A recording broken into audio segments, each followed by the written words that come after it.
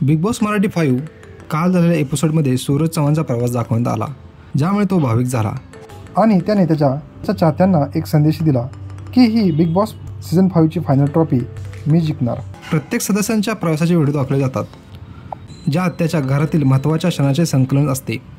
सूरजसाठी हा प्रवास त्याच्या कष्ट, यश आणि संघर्षाचे प्रतिबिंब होते, ज्यामध्ये त्याच्या गोलगीत पॅटर्नची खूप चर्चा झाली होती। सूरज चव्हाण सुरुवातीपासून त्याच्या स्वाभाविक, स्पष्ट आणि धाडसी व्यक्तिमत्वासाठी ओळखला जातो आहे। त्याचा गोलगीत पॅटर्न हा त्याच्या घरातील खेळाचे केंद्रबिंदू बनला होता। या पद्धतीमुळे त्याने अनेक आव्हाने यशस्वीपणे पार केली, टास्क जिंकले आणि इतर स्पर्धकांवर छापही सोडली। हा गोलगीत पॅटर्न म्हणजे स्वतःचे रणनीतीचे एक तंत्र आहे, ज्याने त्याला बिग बॉसच्या घरात एक लक्षवेधी बनवले। काल सूरज स्वतःची जर्नी पाहून खूप भावनिक झाला। सूरजला त्याचा प्रवास दाखवताना बिग बॉसने त्याचे खूप कौतुक केले।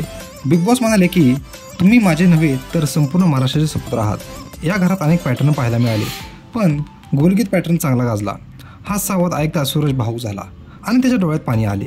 त्याने प्रवास अभिमान व्यक्त केला, तसेच आपल्या गावाबद्दल आणि मुळाबद्दल कृतज्ञता व्यक्त केली। तो म्हणला, मी एक साधा मुलगा आहे, पण गाव माझ्यासाठी एक महत्त्वाचे आहे।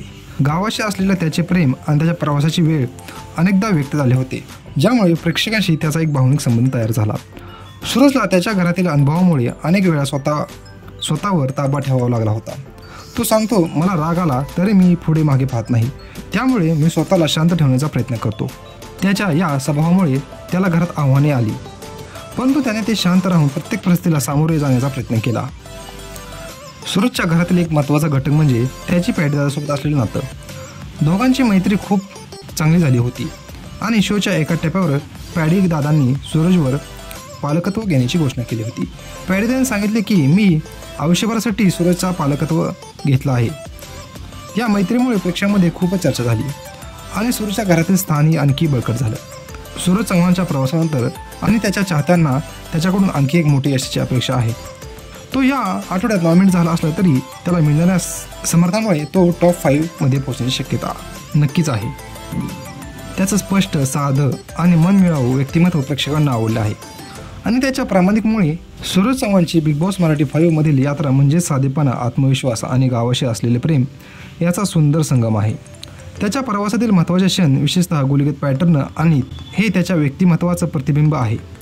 या प्रवासामुळे तो केवळ एक सामान्य खेळाडू राहिला नाही, तर तो एक प्रेरणादायी व्यक्ती बनला आहे, ज्याने प्रेक्षकांच्या मनात एक वेगळी जागा निर्माण केली आहे। असेच नवीन व्हिडिओ पाहण्यासाठी आणि मराठी माणसाला सपोर्ट करण्यासाठी आपल्या चॅनलला लाईक, शेअर आणि सबस्क्राईब करा। धन्यवाद।